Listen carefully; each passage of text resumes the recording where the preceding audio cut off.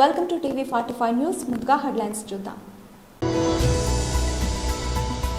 మీడియాతో మాట్లాడుతున్న ఎంపీ శ్రీ రఘునందన్ రావు.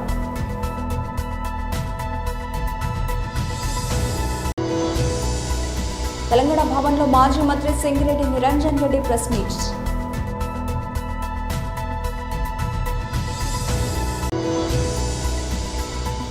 ఏడవ తేదీ నుండి జరుగు ఆర్టీసీ సమ్మెకు జయప్రదం చేయండి.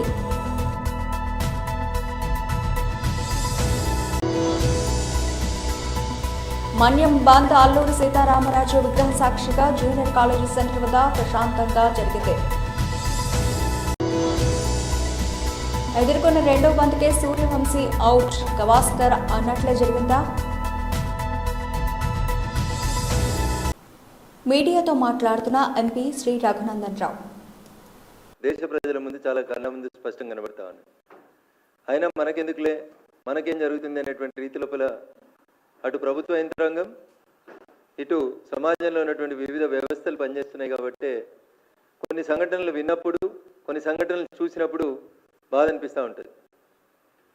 వారం రోజుల క్రితం నా పార్లమెంటు పరిధిలో ఉన్నటువంటి పటాన్చెరు అసెంబ్లీ నియోజకవర్గ పరిధిలోని జిన్నారం అనేటువంటి ఒక మండల కేంద్రంలో ఒక శివుని విగ్రహాన్ని ధ్వంసం జరిగినటువంటి కేసుకి సంబంధించి పోలీస్ అధికారులు 3 రోజుల తర్వాత ఒక వీడియో విడుదల చేసి మదర్సా పిల్లలకి సంబంధం లేదు, ఒక కోతి అటువైపు వెళ్ళి ఆ విగ్రహాన్ని ధ్వంసం చేసింది అని కొన్ని వీడియోలు ఇవి సీసీటీవీలలో రికార్డ్ అయినాయని చెప్పి ఫుటేజ్ రిలీజ్ చేసి చేతులు దులుపుకొని వదిలేస్తున్నారు.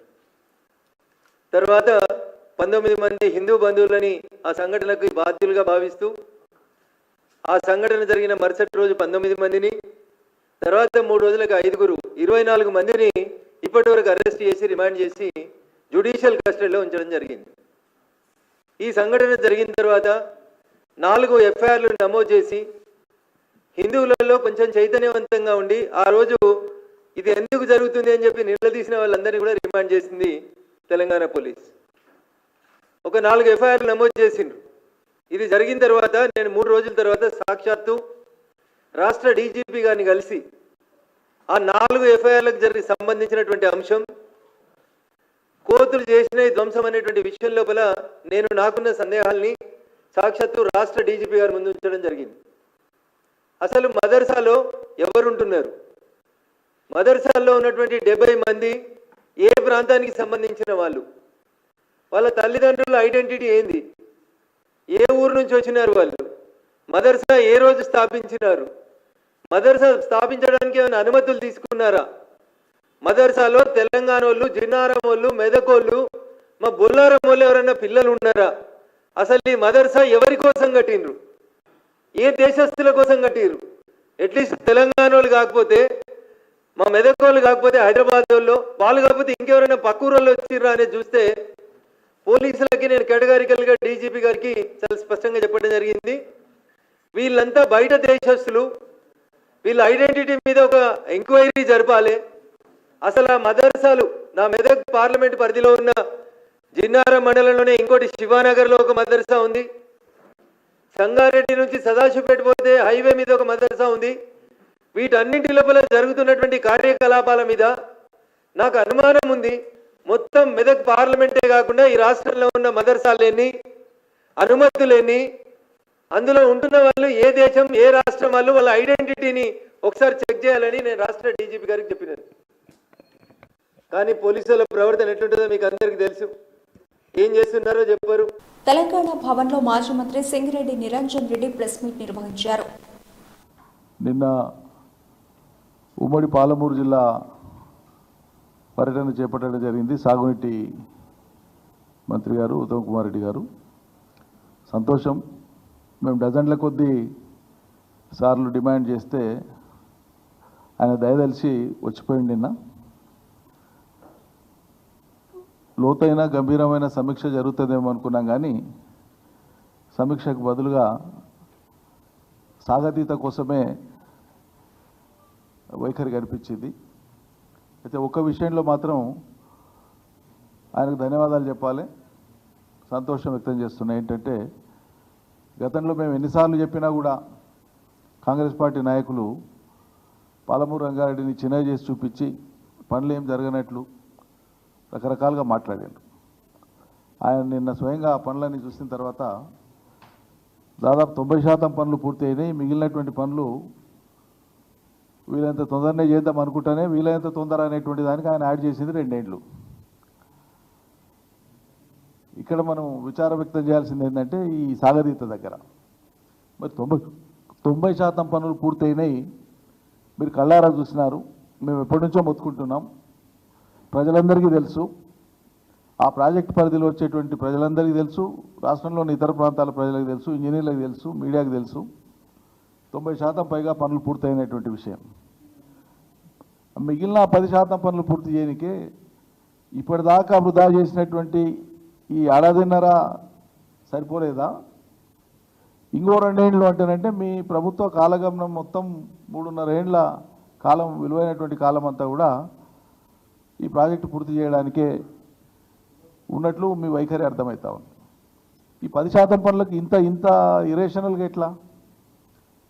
ఇదేం పద్ధతి? దేనికోసం మీకు ఇంత సమయం కావాలి?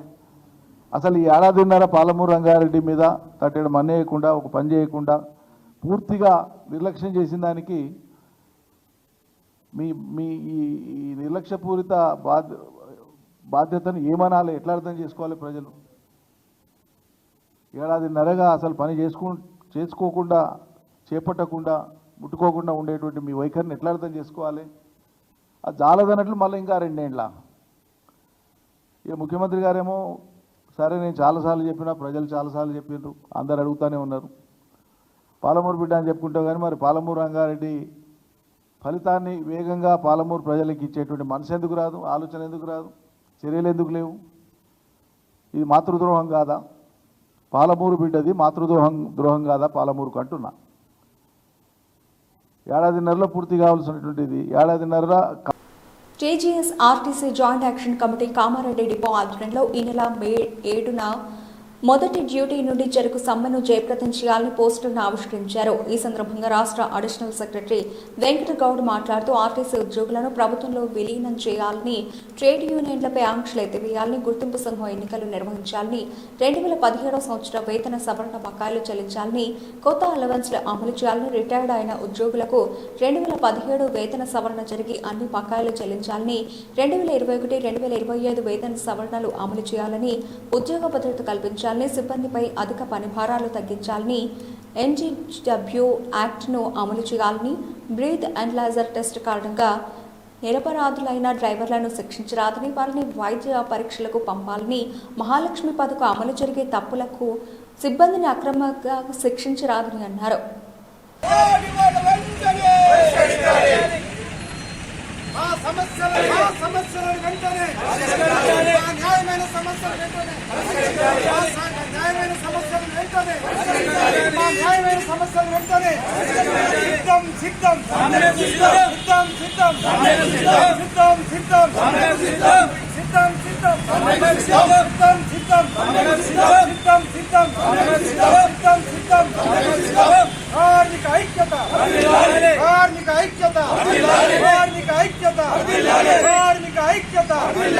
ఆర్టీసీలో పేర్కొపోయినటువంటి సమస్యలు ఏవైతున్నాయో ఆ సమస్యలు పరిష్కరించామని చెప్పి చాలా అనేక సంవత్సరాల నుంచి కూడా మేము మరి ట్రాన్స్పోర్ట్ మినిస్టర్ కానీ ముఖ్యమంత్రి గారికి మొదలు పెడితే ఎంపీ గారికి, తర్వాత అప్పటి మేనిఫెస్టో చైర్మన్ దుద్దిల శ్రీధర్ బాబు గారికి అందరికీ మెమోరాండాలు 2 సంవత్సరాల నుంచి ఎక్కిన గడప ఎక్కకుండా దిగిన గడప దిగకుండా వాళ్ళకి మెమోరాండాలు ఇచ్చినాం. వారికి ఎందుకు ఇవ్వాల్సి వచ్చిందంటే మేము గెలిచి ఆర్టీసీకి కాంగ్రెస్ ప్రభుత్వం గెలిచిన తర్వాత మీ సమస్యలు పరిష్కరిస్తామని చెప్పి మా సమస్యలు పెట్టిన ఆ సమస్యలను మేనిఫెస్టో పెట్టడం జరిగింది. ఆ మేనిఫెస్టోలో పెట్టినటువంటి సమస్యలనే మేము పరిష్కరించామని అడుగుతున్నాం.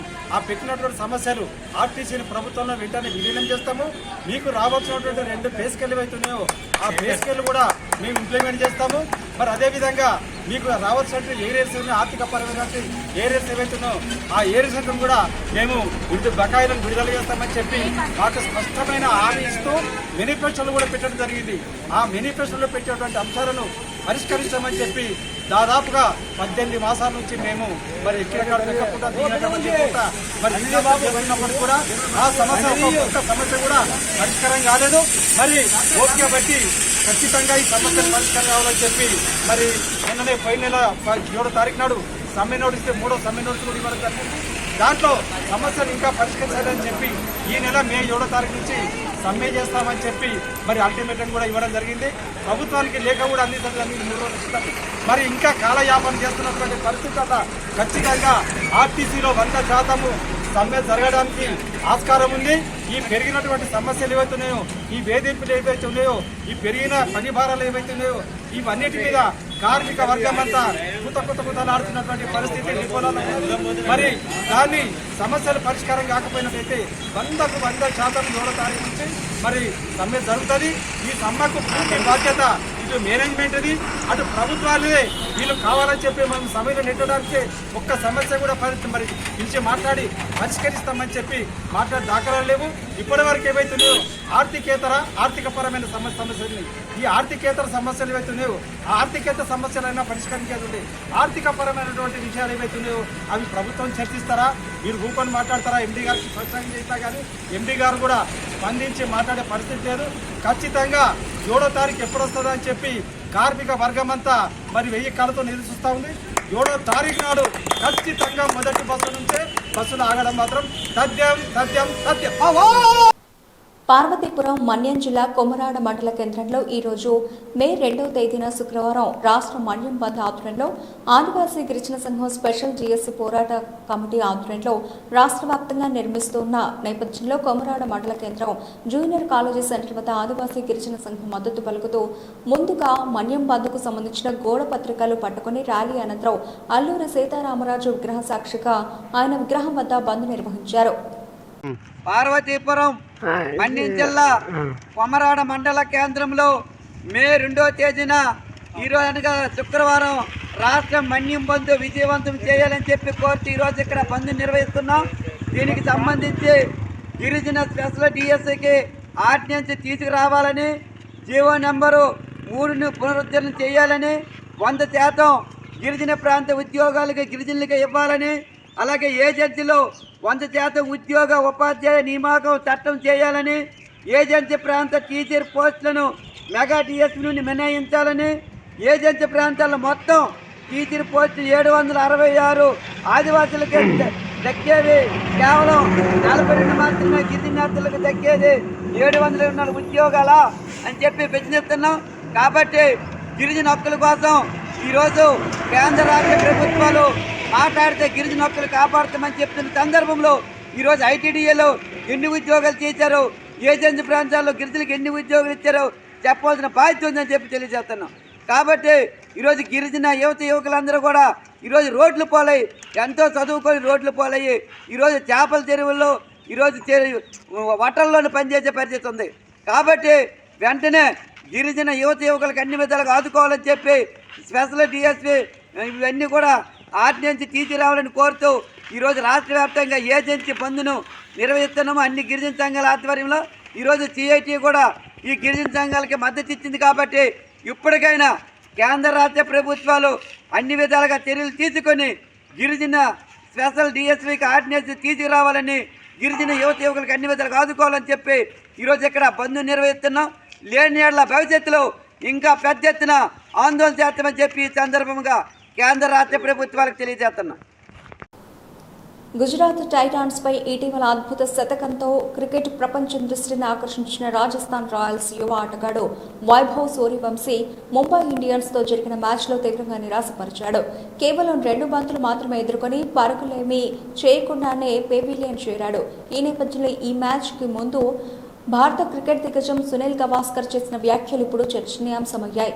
వైభవ్ను ఇప్పుడే అతిగా పొగడవద్దని, అతడు నేర్చుకోవాల్సిన అవసరం ఎంతైనా ఉందని పేర్కొన్నాడు. ముంబై రాజస్థాన్ జట్ల మధ్య గురువారం మ్యాచ్ జరుగుతుండగా కామెంటరీ బాక్స్ లో ఉన్న సునీల్ గవాస్కర్ వైభవ్ సూర్యవంశీ ఆట తీరుపై కీలక వ్యాఖ్యలు చేశాడు. వైభవ్ వేలానికి ముందే యూత్ చెస్ లో ఆస్ట్రేలియాపై శతకం సాధించాడు. 13 ఏళ్ల వయసులో అంతర్జాతీయ జట్టుపై సెంచరీ చేయడం చిన్న విషయం కాదు. అతడిలో ప్రతిభ ఉంది, కానీ ఇంకా పూర్తిగా రాటు తెల్లలేదు. తన ఆటను మరింత మెరుగుపరుచుకోవాలి.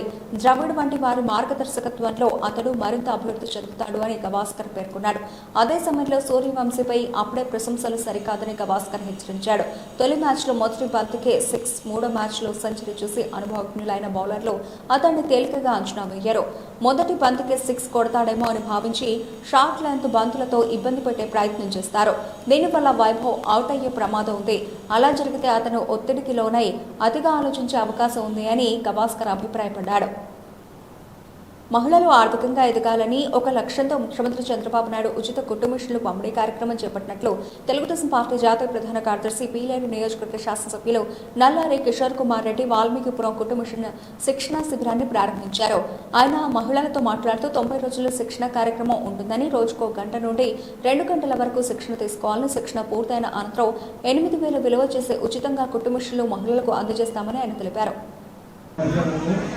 ఈ కుటుంబ ప్రోగ్రామ్ మొదలు పెట్టడం జరిగింది. రాష్ట్రం అంతా కూడా మనకు కలిగిన వీడియోలు వాయిదాలు మొదలు పెట్టడం జరిగింది. మొదట్లో మీకు 120 మంది అవకాశం ఉంటుంది మనం చేసుకోవడానికి.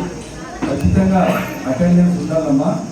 ఆ కుటుంబ మిషన్ ఏదైతే ఉందో 8,000 రూపాయలు ఫ్రీగా రేపు 90 దినాల తర్వాత మీకు ఇస్తారు. మన వాయిపాడు మండలంలో కలిగిరి వాయిపాడు మధ్యలో గార్మెంట్ ఫ్యాక్టరీ కూడా పెట్టబోతున్నాం దగ్గరలో. చాలా మంది మహిళలు మరొకటి పోతారు బస్సుల్లో. రేపు గవర్నమెంట్ ఫ్యాక్టరీ మనకి వాయిపాటు కలిగి మధ్యలో వచ్చిందంటే మనకి ఈ అవకాశం ఉంటే ఖచ్చితంగా ఇది ఉపయోగించుకోండి. మీరు ఏదైతే మీరు టీచింగ్ ఉందో, టైలరింగ్ ఉందో మీరు నేర్చుకోగలిగితే మీ సొంత ఆదాయం మీ ఉపాధి కల్పించుకోవచ్చు మీ అంతా మీరే. ఎందుకంటే కలిగి వాయిపాటు మండలాన్ని చాలా దగ్గర అయిపోతున్నారు. కాబట్టి ఇప్పుడు చాలా మంది బస్సుల్లో మదనపల్లిలో పోతున్నారు. దగ్గరలో వాళ్ళకు భూమి అలాట్ చేసి గవర్నమెంట్ వాళ్ళ దగ్గర 4,000-5,000 మందికి ఉద్యోగాలు ఇస్తామని రావడం జరిగింది. ఈరోజు మధ్యాహ్నం నా దగ్గరికి వస్తున్నాం. మళ్ళీ ఎవరైతే గవర్నమెంట్ ఫ్యాక్టరీలో ఉన్నారో వాళ్ళతో మాట్లాడి మనం పెట్టగలిగితే మనకు చాలా ఉపయోగం ఉంటుంది. కలిగి కానీ వాయిదాలు చుట్టుపక్కల 4,000-5,000 మందికి ఉద్యోగాలు ఇస్తామని చెప్తున్నారు మహిళలకు. కాబట్టి ఇది ఉపయోగించుకోండి. ఇంకా మీరు ఎవరైతే ఇప్పుడు 70 మంది వస్తున్నారంట, ఇంకా మీరు మిగతా వాళ్ళు మీ ఊళ్ళో మీ ఇంటి పక్కన చెప్తే అందరికీ ఇంకా ఎక్కువ మంది కూడా మనం చేసుకోవచ్చు. 120 మంది వరకు చేసుకోవచ్చు. ఇక్కడ మనం ముఖ్యమంత్రి చంద్రబాబు గారు అయిన తర్వాత ఈ పథకాలను మహిళల కోసం పెట్టడం జరుగుతుంది. ఈరోజు కూడా ఆయన మోడీ గారు విజయవాడకు వచ్చి అమరావతి శంకుస్థాపన చేస్తున్నారు. మనకు 5 ఏళ్ళు రాజధాని అంటే అడ్రస్ లేదు. ఇప్పుడు తెలంగాణ హైదరాబాద్ ఉంది, తమిళనాడు మెడ్రాస్ ఉంది, కర్ణాటక బెంగళూరు ఉంది. మనకు రాజధాని లేదు. 5 సంవత్సరాల ముందు ప్రభుత్వం దాన్ని పట్టించుకోకుండా రాజధాని లేకుండా చేయడం. కాబట్టి ఈరోజు 40,000-50,000 కోట్లతో పనులన్నీ కూడా శంకుస్థాపన చేస్తున్నారు అమరావతిలో. కాబట్టి మీరందరూ కూడా మనం ఈరోజు చంద్రబాబు గారి నాయకత్వంలో రాష్ట్రంలో ఎంతో అభివృద్ధి జరుగుతుంది. ఇక్కడ వాయిపాడు తూర్పుగోదావరి జిల్లా వైఎస్ఆర్సీపీ అధ్యక్షులు మాజీ మంత్రి చెల్లిపోయిన శ్రీనివాస వేణుగోపాలకృష్ణ ప్రెస్ మీట్ నిర్వహించారు. ఈ పత్రికా సమావేశాన్ని నిర్వహిస్తున్నాం. మన దేశంలో ప్రతి 10 సంవత్సరాలకు ఒకసారి జనగణన అంటే జనాభా లెక్కల్ని చేసేటువంటి ఒక ప్రక్రియ ఆర్టికల్ 246 నిబంధన 69 ప్రకారంగా 69వ అంశంలో రాజ్యాంగంలో పేర్కొన్నటువంటి ఆర్టికల్ 246 69వ అంశంలో కేంద్ర ప్రభుత్వమే జనాభా లెక్కలు చేయాలనేటువంటిది ఉంది. ఈ జనాభా లెక్కలు ప్రారంభం ఎప్పుడైనవి అని ఒకసారి చరిత్రలోకి వెళ్ళినప్పుడు ఆనాడు రాష్ట్ర ముఖ్యమంత్రిగా జగన్మోహన్ రెడ్డి గారు ఈ కులగణన ప్రక్రియ దేశంలో మొట్టమొదటిగా చేయాలని ప్రతిపాదించారు. 2021వ సంవత్సరంలో ప్రతి 10 సంవత్సరాలకు జరిగేటువంటి జనగణనలో కులగణన చేర్చాలనేటువంటి ప్రతిపాదన చేస్తూ నాడు శాసనసభలో శాసన మండలిలో ఒక తీర్మానాన్ని ప్రతిపాదించి ఏకగ్రీవంగా ఆమోదించిన తీర్మానం కేంద్రానికి నివేదించడం జరిగింది. అయినప్పటికీ కూడా ఈ రాష్ట్రంలో ఉన్నటువంటి కులాల యొక్క కోరిక వారు తెలుసుకున్న తర్వాత అసలు ఏమిటి ఈ కులగణన వల్ల ప్రయోజనాలు అనేటువంటిది ఆయన ఆలోచన చేసి కులగణన ఎప్పుడు ప్రారంభమైంది? 1872లో మొట్టమొదటిసారి కులగణన ప్రారంభం భారతదేశంలో 1872లో ప్రారంభమైంది. 1872లో ప్రారంభమైనటువంటి కులగణన జనాభా లెక్కలు 81 నాటికి క్రమబద్ధీకరింపబడ్డాయి. 1881లో క్రమబద్ధీకరింపబడ్డాయి. 1881లో క్రమబద్ధీకరింపబడినటువంటి జనాభా లెక్కలు 1891, 1901, 1911, 1921, 1931. 1931కి చివరిసారి కులగణన జరిగింది. జనగణనతో పాటు కులగణన జరిగినటువంటి బులెటిన్ ముగించే ముందు హెడ్లైన్స్ మరోసారి. మీడియాతో మాట్లాడుతున్న ఎంపీ శ్రీ రఘునందన్ రావు.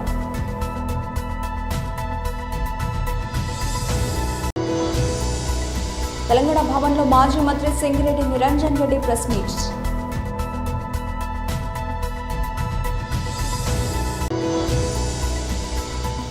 ఏడవ తేదీ నుండి జరుగు ఆర్టీసీ సమ్మెకు జయప్రదం చేయండి.